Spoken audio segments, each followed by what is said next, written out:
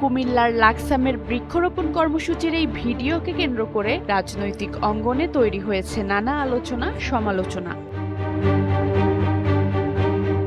সামাজিক যোগাযোগ মাধ্যমে ছড়িয়ে পড়া এই ভিডিওতে কুমিল্লা ৯ আসনের সংসদ সদস্য আবুল কালামের বিরুদ্ধে লাকসাম পৌর বিএনপির সহ সভাপতি আবুল হোসেন মিলনকে লাথি দেওয়ার অভিযোগ উঠেছে।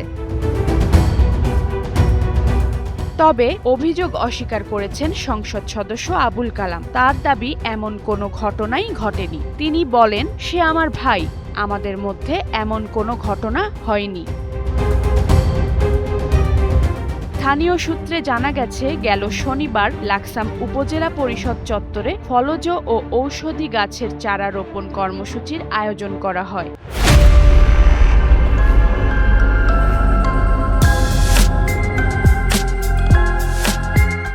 উপজেলা মিলনায়তনের পাশে অনুষ্ঠিত এ আয়োজনে স্থানীয় রাজনৈতিক নেতাকর্মী, জনপ্রতিনিধি ও বিভিন্ন শ্রেণী পেশার মানুষ উপস্থিত ছিলেন। সামাজিক যোগাযোগ মাধ্যমে ছড়িয়ে পড়া ভিডিওতে দেখা যায়, অনুষ্ঠানের এক পর্যায়ে সংসদ সদস্য আবুল কালাম লাকসাম পৌর বিএনপির সহ সভাপতি আবুল হোসেন মিলনের কাছে যান। এরপর সেখানে একটি অপ্রীতিকর পরিস্থিতি তৈরি হয়। ভিডিওতে একজনকে পা দিয়ে আঘাত করার মতো দৃশ্য দেখা গেছে বলে অভিযোগ করা হচ্ছে। তবে এই পরিস্থিতির পেছনের কারণ তাৎক্ষণিকভাবে নিশ্চিত হওয়া যায়নি। ভিডিওটি ছড়িয়ে পড়ার পর স্থানীয় রাজনৈতিক মহল সহ বিভিন্ন পর্যায়ে বিষয়টি নিয়ে আলোচনা শুরু হয়। অনেকে ঘটনার প্রকৃত কারণ জানতে তদন্তের দাবি জানিয়েছেন। এ বিষয়ে বক্তব্য জানতে আবুল হোসেন মিলনের সঙ্গে যোগাযোগের চেষ্টা করা হলেও তার কোনো সাড়া পাওয়া যায়নি।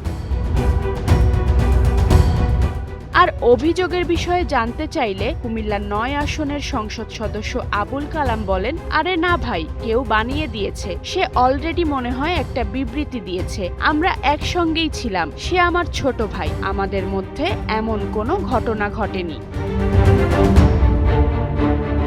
বর্ষা বিশ্বাস, NPB।